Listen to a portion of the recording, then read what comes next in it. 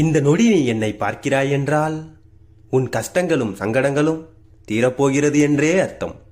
நீ வாழ்ந்து கொண்டிருக்கும் இந்த பூமி வெறும் மண் தரையல்ல, அது என்னுடைய மடி.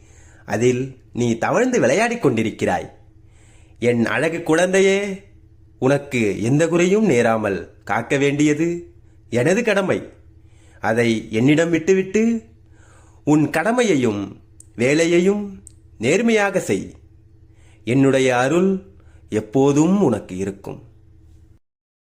சிவபெருமானுடைய பஞ்சபூத கோயில்களில் ஒன்றாக திருவண்ணாமலை போற்றப்படுகிறது. பஞ்சபூத கோயில்கள் என்னென்ன அப்படின்னு பார்த்தீங்கன்னா,